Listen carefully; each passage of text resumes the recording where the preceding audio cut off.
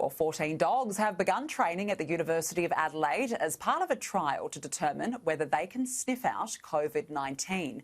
Joining me now live is Dr. Anne-Lise Chaber from the School of Animal and Veterinary Science at the University of Adelaide. Doctor, appreciate your time. What are the dogs being taught to sniff out specifically? Well, we've trained them to actually detect people who are infected by COVID-19 using the perspiration of the people who are infected. So they're actually not sniffing the virus itself, but they are sniffing a cocktail of volatile organic compound that we are producing when we are infected. So does a person have to fully have the virus to be detected, or are just showing symptoms like a cold or a runny nose? No, it's specific to COVID-19. So if someone's got this virus, even if they are only in the incubation phase, or even if they are asymptomatic, they will have a specific scent, and the dogs are going to actually detect this scent.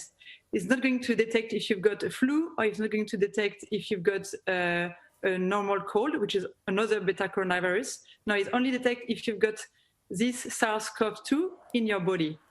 And you can be asymptomatic or symptomatic, and you can only be incubating the virus, it will detect it. The trial is currently underway. How is it going? It's going very well, and that's the reason why we've got an interview today, is because we are now confident that the dogs are able to discriminate between positive sample and negative samples.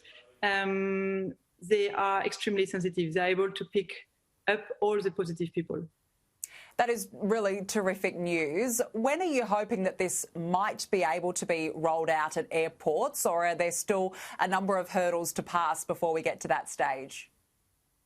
Well, there are a number of discussions we need to have with different stakeholders, but if everything goes according to plan and if the Australian Border Forces are happy with the result that we get, we hope to actually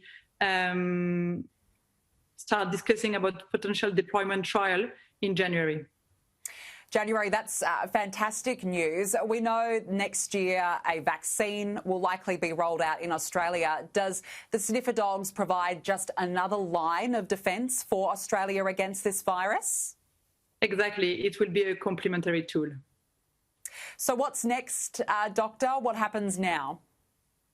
So now we are finishing the validation of our dogs. We do what we call a double-blinded trial, meaning that no one in the room knows who is positive and who is negative, well, which sample are positive and which sample are negative. And the dog gives us the results, and then we compare those results with the PCR results. That's where we are at now. And depending on the result that we will get there, we'll know how many dogs could be used for deployment. Well, it sounds very promising. All the best with the final stages of the trials. Dr. Anne-Lise Chaber, appreciate your time. Thank you.